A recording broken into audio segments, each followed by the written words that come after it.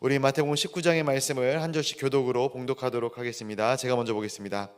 예수께서 이 말씀을 마치시고 갈릴리를 떠나 요단강 건너 유대 지경에 이르시니 큰 무리가 따르거늘 예수께서 거기서 그들의 병을 고치. 바리새인들이 예수께 나와 그를 시험하여 이르되 사람이 어떤 이유가 있으면 그 아내를 버리는 것이 옳으니까. 예수께서 대답하여 이르시되 사람을 지으시니가 본래 그들을 남자와 여자로 지으시고 말씀하시기를 그러므로 사람이 그 부모를 떠나서 아내에게 합하여 그 둘이 한 몸이 될지라 하신 것을 읽지 못하였느냐. 한 몸이니 그러므로 하나님이 짝지어 주신 것을 사람이 나누지 못할지니라 하시니. 여짜되 그러면 어찌하여 모세는 이혼 증서를 주어서 버리라 명하였나이까. 예수께서 이르시되 모세가 너희 마음이 완악함 때문에 아내 버림을 허락하였거니와 본래는 그렇지 아니하니라. 내가 너희에게 말하노니 누구든지 음행한 이유 외에 아내를 버리고 다른 데 장가드는 자는 간음함이니라. 제자들이 이르되 만일 사람이 아내에게 이같이 할진대 장가들지 않는 것이 좋겠나이다. 예수께서 이르시되 사람마다 이 말을 받지 못하고 오직 타고난 자라야 할지니라. 예수님부터 된 고자도 있고 사람이 만든 고자도 있고 천국을 위하여 스스로 된 고자도 있도다. 이 말을 받을 만한 자는 받을지어다. 그때 사람들이 예수께서 안수하시고 기도해 주심을 바라고 어린 아이들을 데리고 오매 제자들이 꾸짖거늘 예수께서 이르시되 천국이 그들에게 안수하시고 거기를 떠나시니라. 어떤 사람이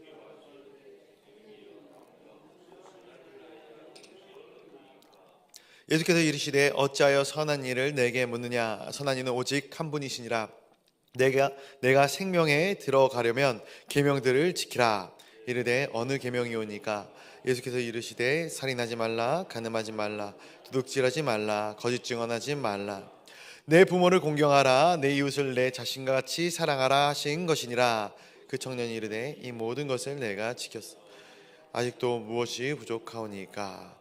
예수께서 이르시되 내가 온전하고자 할진대 가서 내 소유를 팔아 가난한 자들에게 주라. 그리하면 하늘에서 보화가 내게 있으리라. 그리고 와서 나를 따르라 하시니 그 청년이 재물이 많음으로 이 말씀을 듣고 근심하며 가니라. 예수께서 제자들에게 이르시되 내가 진실로 너희에게 이르노니 부자는 천국에 들어가기 어려우니라. 다시 너희에게 말하노니 낙타가 바늘기로 들어가는 것이 부자가 하나님 나라에 들어가는 것보다 쉬우니라. 제자들이 듣고 몹시 놀라 이르되 그렇다면 누가 구원을 얻을 수 있으리까. 예수께서 그들을 보시며 이르시되 사람으로는 할 수 없으나 하나님으로는 다 하실 수. 이에 베드로가 대답하여 이르되 보소서 우리가 모든 것을 버리고 주를 따라 싸운데 그런즉 우리가 무엇을 얻으리까. 내가 진실로 너희에게 이르노니 세상에 있을 넌 너희를 이스라엘 12지파를 심판하리라.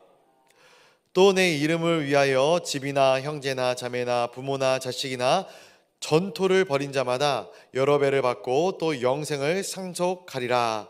그러나 먼저 된 자로 나중되고 나중된 자로 먼저 될 자가 많으니라. 아멘. 오늘도 이 새벽에 하나님의 거룩한 존전으로 달려나온 우리 사랑하는 성도님들을 주님의 이름으로 환영하고 축복합니다. 마태복음 19장을 통해 받은 은혜를 나누고자 합니다. 이 말씀을 묵상하면서 준비할 때 항상 고민을 합니다. 시간이 촉박하다 보니까 전체를 다 나눌 수 없는데 어떤 부분을 가지고 나누는 게 좋을까. 많이 들었던 말씀보다는 좀 덜 들었던 말씀의 내용들을 가지고 나누는 게 좋지 않을까. 오늘도 좀 그런 부분을 생각을 해보다가 앞부분의 내용을 가지고 좀 나누는 게 좋겠다 싶어가지고 이혼에 대한 부분이긴 합니다. 앞에 부분을 통해서 좀 주신 말씀과 은혜를 나누고자 합니다. 우리 1절 말씀을 한번 같이 읽어보도록 하겠습니다. 1절입니다. 시작. 예수께서 이 말씀을 마치시고 갈릴리를 떠나 요단강 건너 유대 지경에 이르시니. 아멘. 이 말씀을 마치시고 이렇게 18장을 통해서 예수님께서는 또 한 번의 말씀을 하시고 그 말씀을 마치셨다. 예수님의 네 번째 강론이었다 이렇게 얘기를 해요. 네 번째 강론을 마치시고 이제 예수님께서 이제 분위기가 바뀌게 됨을 이 마태가 기록하고 있는 것이죠. 이어지는 말씀을 보면은 요단강 건너 유대 지경에 이르셨다. 그 지경을 떠나서 다른 지역으로 이동하셨다라는 것을 성경은 기록하고 있는 것이죠. 근데 여기가 꽤 중요한 대목입니다. 우리가 이제 아무렇지도 않게 보고 넘어갈 수 있지만 굉장히 중요해요. 왜냐하면은 마태복음 4장에서부터 예수님께서는 어디서 사역을 하셨냐면 주로 갈릴리 지역에서 사역을 하십니다. 갈릴리 지역에서 예수님 여태까지 병자들을 고치시고 가르치시고 제자들을 훈련하셨던 것이죠. 그래서 지금까지 우리가 봐왔던 수많은 사건들, 사역들, 이적들 이런 것들은 대부분 다 갈릴리 지역에서 이루어졌던 사역들인 것이죠. 그런데 오늘 본문에 보니까 예수님께서 이 갈릴리를 떠나서 요단강 건너 유대 지경에 이르셨다라고 기록하고 있는 것이죠. 그다음 한번 생각해 볼게. 왜 유대 지경으로 예수님께서 이동을 하셨고 이 마태는 유대 지경으로 이동하셨다라고 기록하고 있는 것일까? 때가 이르렀기 때문인 것입니다. 실제로 예수님께서는 매우 급하게 지금 이 유다 땅 예루살렘을 향해서 가십니다. 이 터에는 사마리아를 거치지 않고 요단강 동쪽에 있는 이 베라아라는 지역을 거쳐서 예루살렘으로 가셨다라고 합니다. 굉장히 급히 가시는 듯한 그런 느낌이 들어요. 이게 무슨 때입니까?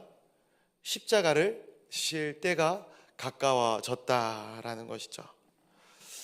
예수님께서 이 땅 가운데 오신 이유가 무엇인가? 십자가를 지시기 위해 이 땅 가운데 오셨던 거예요. 물론 병든 자를 고치시기 위해서, 또한 사역하면서 많은 사람들을 가르치시기 위해서 이 땅 가운데 오시기도 하셨겠죠. 그러나 예수님께서 이 땅 가운데 오신 가장 핵심적이고 중요한 이유는 바로 십자가입니다. 오늘 예수님께서 갈릴리를 떠나 유대 지경에 가신 그 이유는 바로 이 이유 때문입니다. 가장 중요한 사역을 하기 위해서 유대 지경에 이르렀습니다. 그런데 2절을 보겠습니다. 2절 같이 한번 읽어볼까요? 2절입니다. 시작. 큰 무리가 따르거늘 예수께서 거기서 그들의 병을 고치시더라. 아멘. 큰 무리가 또 예수님을 따랐다. 예수님은 이제 십자가를 지실 준비를 해야 합니다. 마음을 정결하게 하고. 얼마나 큰 사역입니까? 일생일대의 사역입니다. 기도도 해야 할 것이에요. 그런데 계속해서 무리들이 예수님을 따르고 있는 것이죠. 저에게 있어서 중요한 사역, 정말로 시간을 많이 소비해야 되는 사역이다 라고 이야기를 한다면 저는 설교를 이야기할 수 있을 것 같아요. 어저께 같은 경우도 제가 설교를 준비한다 하니까 저희 아내가 집을 비워주셨어요. 굉장히 예민해지거든요. 이러면 안 되는데. 수요 예배라든지 제가 설교하는 이 텀에는 좀 굉장히 많은 시간들을 할애할 뿐만이 아니라 좀 예민해지기도 하죠. 많은 시간을 소비합니다. 때때로는 시간에 쫓겨서 설교 준비를 하다 보면 밤을 새는 경우도 있어요. 물론 오늘은 밤을 새진 않았습니다. 그런데 이 설교를 준비할 때 계속해서 무언가 사건이 생기고 해야 할 일들이 생기고 내가 설교를 준비하는 것들을 가로막는 무언가가 생기게 된다면 제 마음은 굉장히 불편해지는 것이죠. 힘들어지는 거예요. 내가 해야 하는 가장 중요한 일들을 앞두고 내 앞에 무언가 가로막는 것들이 생기게 된다면 저는 이것에 집중할 수가 없게 되는 거예요. 지금 예수님에게 있어서 가장 중요한 사역은 십자가 사역이었을 겁니다. 그런데 무리들이 예수님을 쫓는 거예요. 이들은 다 제자가 아닙니다. 어떤 사람들은 내 병이 간절히 낫기를 원하는 나의 이 이유와 목적, 나의 이러한 이 이기심으로 예수님을 쫓는 사람들도 있었을 것이고, 어떤 사람은 호기심으로 예수님을 쫓는 사람들도 있었을 거예요. 어떤 사람들은 예수님을 넘어뜨리고자, 예수님을 시험하고자, 이 이후에 나오겠지만 그런 이유와 목적을 가지고 예수님을 쫓는 사람들도 존재했습니다. 각양각색의 이유로 수많은 무리들이 예수님을 쫓았습니다. 그렇다면 과연 이러한 무리들의 모습을 예수님이 굳이 신경을 써야 했을까? 정말로 이 중요한 사역을 앞두고 과연 예수님이 이들 대충 피해 가셔도 괜찮지 않았을까 생각을 한번 해보게 됩니다. 그러나 예수님은 여전히 그들의 병을 고치시는 것이죠. 또한 이 병행 본문인 마가복음 10장의 말씀에 보면은 그들에게 말씀을 가르치셨다라고 기록하고 있어요. 다시 전례대로 가르치셨다. 성경의 표현에 이렇습니다. 너무나도 바쁜 예수님이 모든 바쁜 일정들 그리고 하나님과의 관계들을 다 소화하시면서 또 병든 자를 고치시고 그들에게 복음의 메시지를 전파하고 계신다라는 거예요.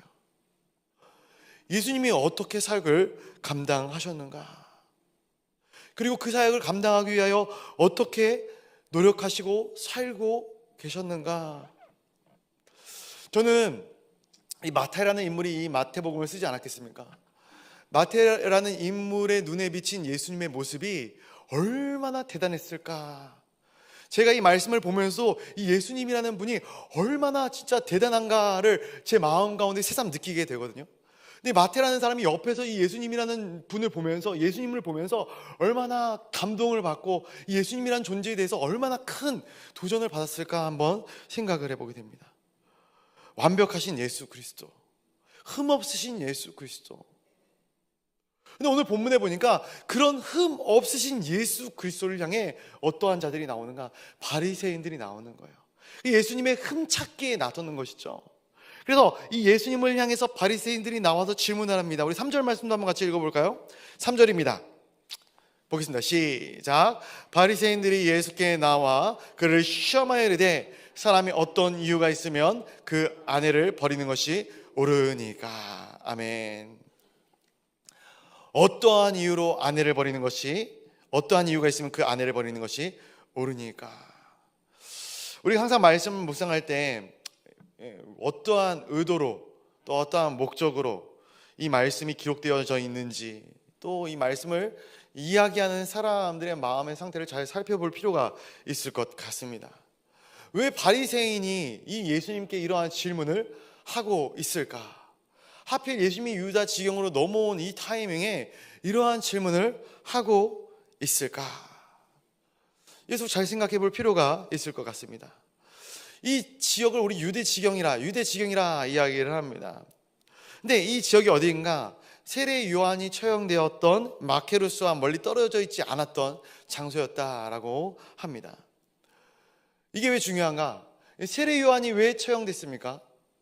그가 처형된 이유는 헤롯 안티파스와 헤로디아의 이 재혼 문제, 그리고 이 어떤 불건전한 재혼 문제죠.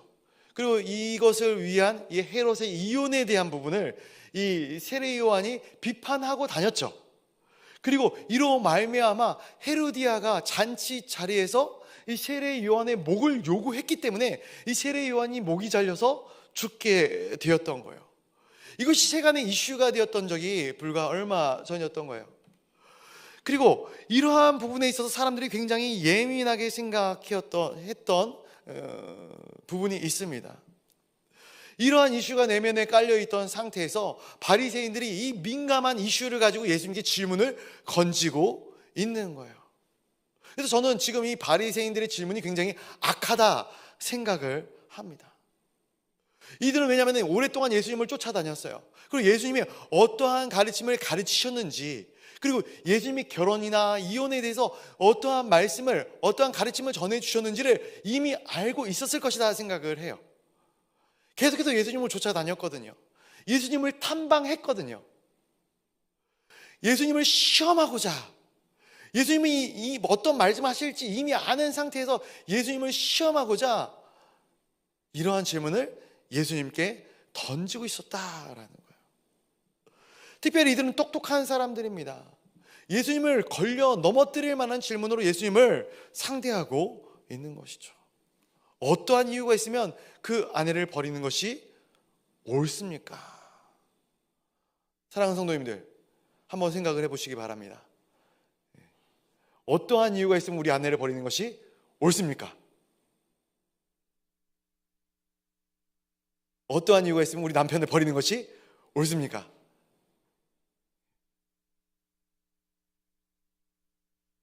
이 질문에 대한 답은 개인 편차가 있을 거예요. 마음 가운데로 생각하고 입 밖으로 내지는 못하고 계신데 지금 당장도 막 이혼을 하고 싶은 마음이 들고 계십니까?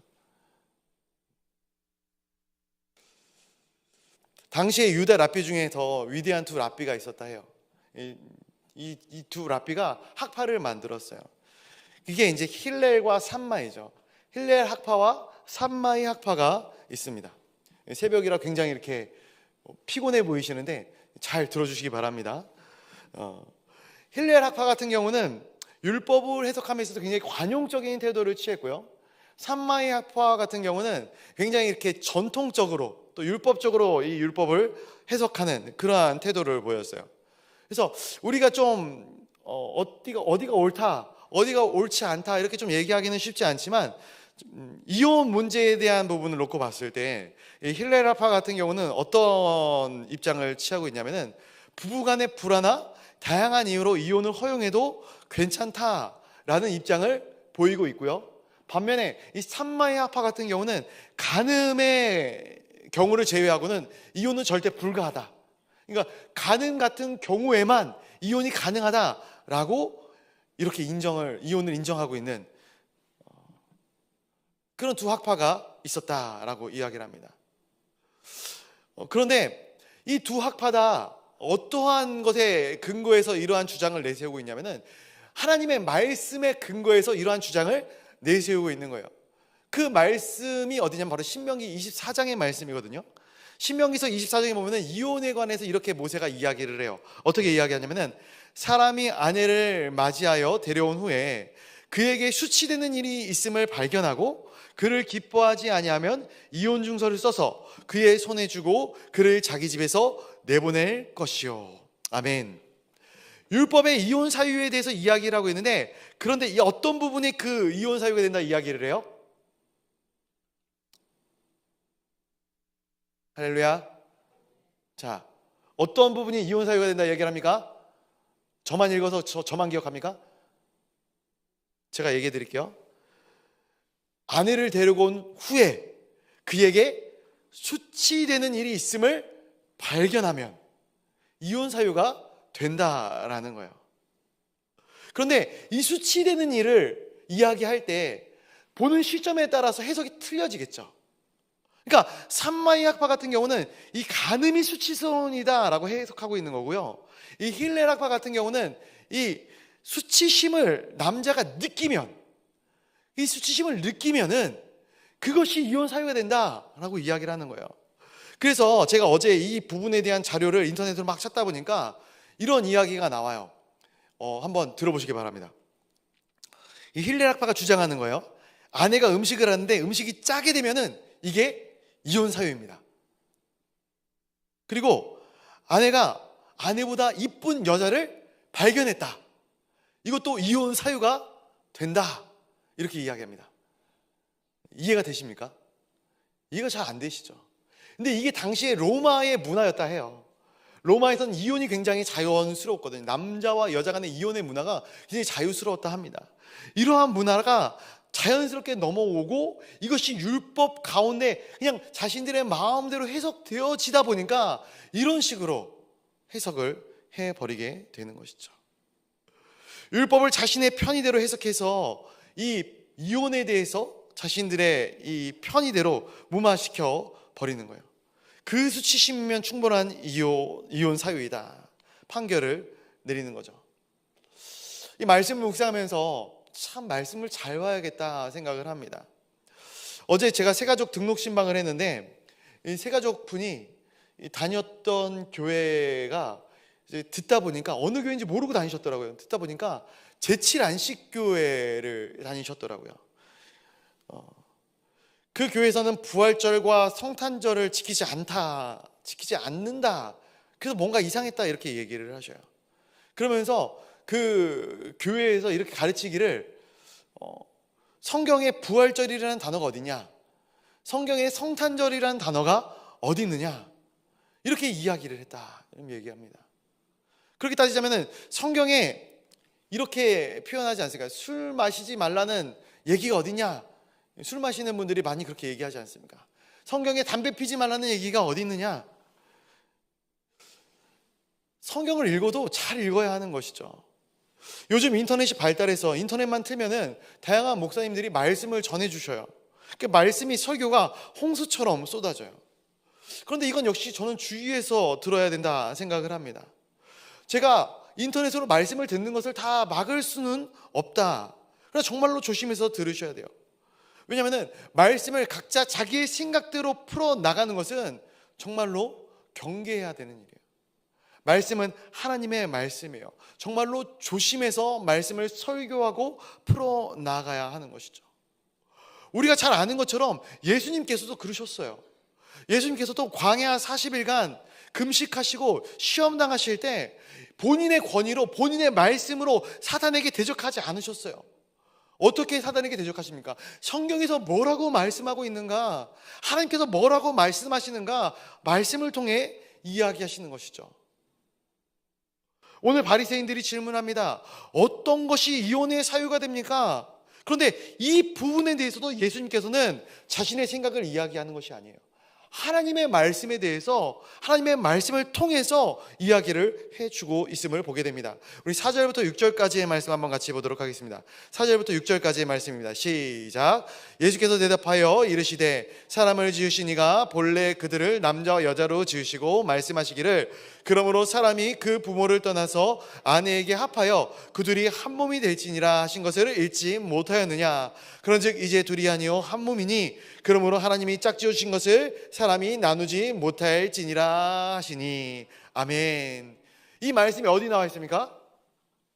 창세기 2장에 나와 있는 말씀입니다. 창세기 2장에 나와 있는 말씀이에요.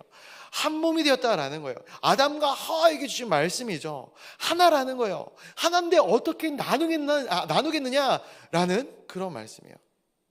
그러니까 예수님께서 이 바리새인에게 준 말씀은 무엇입니까? 이혼은 원래 하나님께서 주신 이 목적과 근거나 이 타당한 이 제도가 아니다라는 것을 이야기하는 것이에요. 나눌 수 없는 게 원칙이다라는 거예요.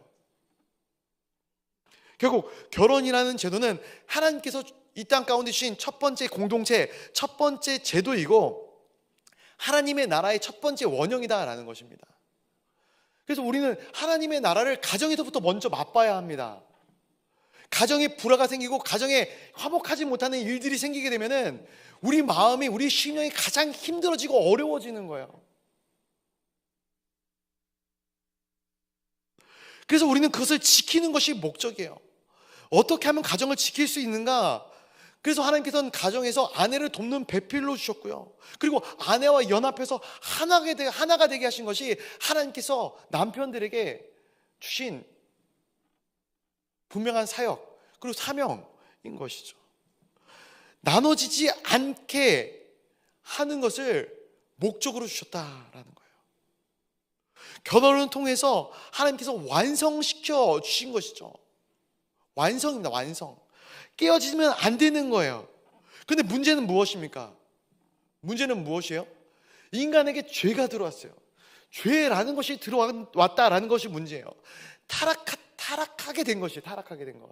그래서 구속사적인 관점에서 보면은 결혼을 통해서 구속의 완성이 이루어졌는데 그 구속의 완성이 죄로 인해서 깨어지고 불가피한 상황 가운데서 가정이 깨어질 수밖에 없는 그러한 연약한 상황 가운데 놓이게 되었어요. 그러다 보니까 이 모세가 볼 때 아내를 데려다 놓고 그렇게 계속 구박하고 박해하고 학대하느니 차라리 아내의 인권을 보장하기 위해서, 여성의 인권을 보장하기 위해서 이혼 증서가 없이 나가면 이 과부 혼자 살아가는 삶이 너무나도 어렵고 힘들기 때문에, 정말로 쉽지 않기 때문에 합법적인 재혼을 위해서 이 여자는 합법적으로 이혼한 여자이다, 이 증서를 써주는 제도가 마련된 것이 이 모세의 제도인 것이죠. 그런데 인간은 이것을 악용해서 자신들의 구미에 맞게 해석을 하고 있으니까 예수님 입장에서는 얼마나 답답한 노릇 아니었겠습니까? 그래서 그 부분에 대한 내용이 이후 대화에서 기록이 되죠. 7절에서 바리새인들이 다시 질문합니다. 자, 여짜오되 그리하면, 그러면 어찌하여 모세는 이혼 증서를 주어서 버리라 명하였나이까? 이 예수님께서 어떻게 대답하십니까? 우리 8절과 9절 말씀 한번 같이 읽어보도록 하겠습니다. 8절과 9절입니다. 시작. 예수께서 이르시되 모세가 너희 마음의 완악함 때문에 아내 버림을 허락하였거니와 본래는 그렇지 아니하니라. 내가 너희에게 말하니 누구든지 음행한 이유 외에 아내를 버리고 다른 데에 장가드는 자는 간음함이니라. 아멘. 모세가 너희 마음의 완악함 때문에, 분명히 얘기하고 있죠. 너희 마음의 완악함 때문에 라고 이야기하고 있는 것이죠. 우리 자매님들이 들으면 서운해할지도 모르지만 이 성경이 쓰여질 당시에는 가부장적인 이 남성 중심의 사회였죠. 여성의 인권이 그렇게 높지 않았어요. 근데 중요한 것은 그럼에도 불구하고 하나님은 굉장히 남자와 여자를 평등한 존재로 창조하셨어요. 같은 존재로 하나님께서 만들어 주셨습니다. 근데 그럼에도 불구하고 남성들은 악한 행실을 일삼으면서 이 모세를 통해서 이 악한 마음을 가지고 악한 마음 때문에 이 이혼을 허락받을 정도로 이 죄악된 모습을, 이러한 스탠스를 취했다라는 것이죠. 그래서 모세가 이혼을 굳이 허락한 것이 아니겠느냐, 이것이 예수 그리스도의 답변인 거예요. 죄악 때문에, 너희들의 죄 때문에 이혼이 허락된 것이지 죄의 문제가 아니고서는 이혼이 허락될 이유가 없다라는 것을 이야기하는 거예요. 그러자 이제는 옆에 있던 제자들이 이렇게 이야기를 합니다. 우리 10절 말씀 한번 같이 읽어보도록 하겠습니다. 10절입니다. 시작. 제자들이 이르되 만일 사람이 아내에게 이같이 할진대 장가들지 않는 것이 좋겠나이다. 아멘. 정말로 아멘인지 모르겠지만 참 제자들이 어리석죠. 왜 이런 질문을 제자들이 하는가? 결혼 생활이 평탄치만은 않죠. 시대의 여하를 막론하고 그런 것 같습니다. 그럼에도 불구하고 이 예수 그리스도의 가르침은 서로 사랑해야 된다라는 거예요.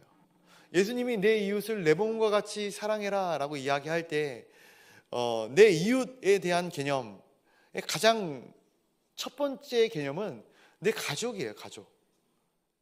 바로 내 옆에 있는 사람을 사랑하지 못하는데 나와 멀리 있는 사람을 사랑한다라는 것, 말이 안 되는 거예요.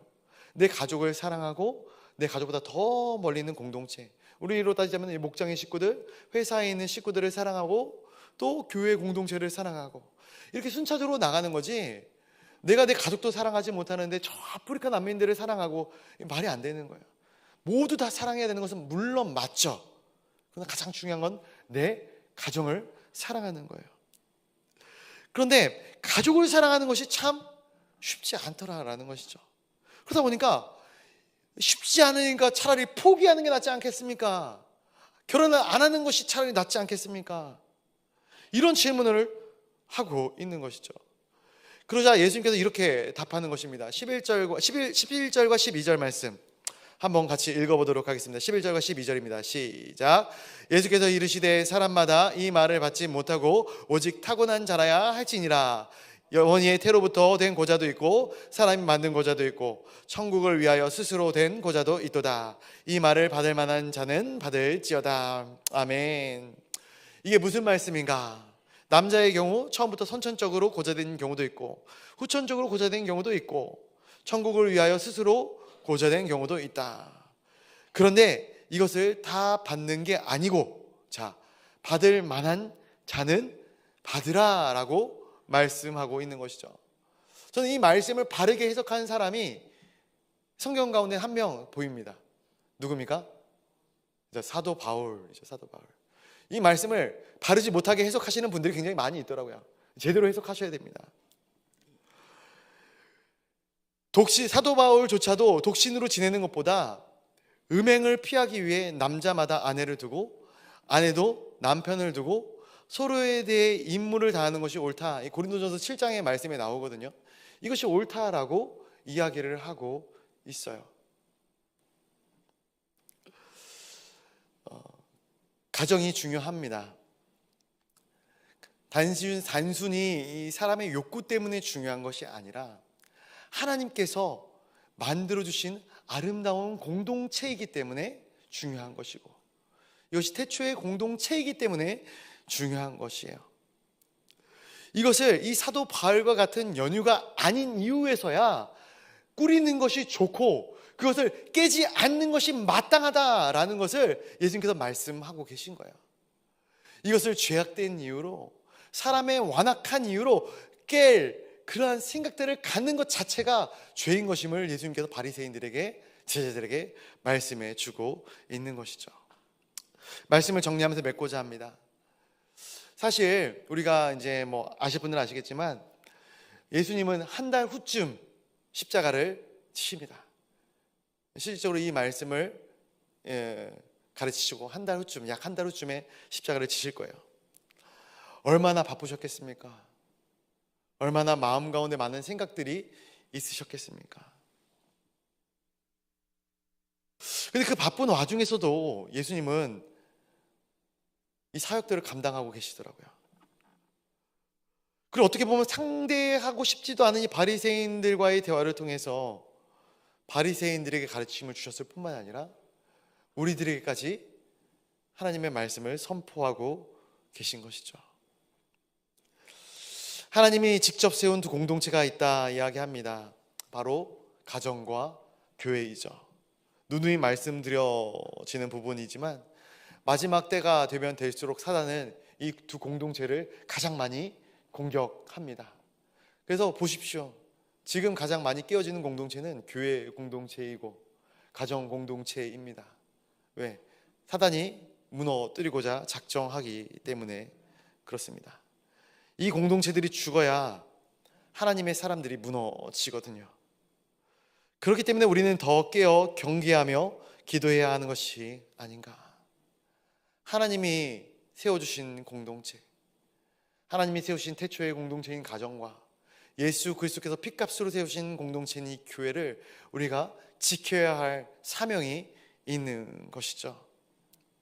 우리에게 허락하신 이 아름다운 공동체를 힘써 세워나가는 우리 사랑하는 성도님들이 되시기를 간절히 소망합니다. 하나님은 사랑이십니다. 그 사랑을 우리가 힘입은 자로서 우리 역시 그 사랑을 닮아가야 한다.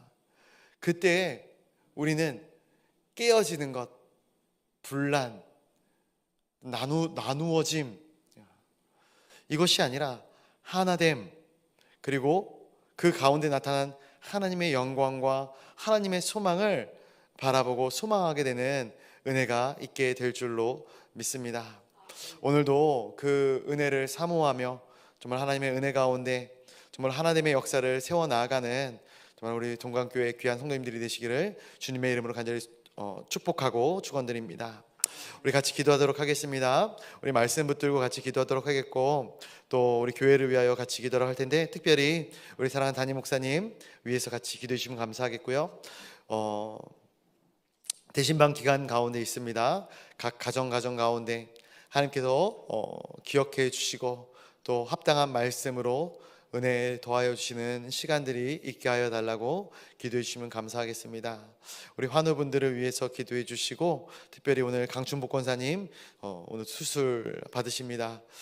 우리 강춘복 권사님을 위해서 기도해 주시고 또 어제 우리 강도상 장로님과 또 우리 조덕희 권사님 수술 받으시고 회복 중에 계신데 잘 회복하게 주님께서 붙드시고 이끌어 달라고 또 우리 환우분들을 위해서도 같이 기도해 주시면 감사하겠습니다.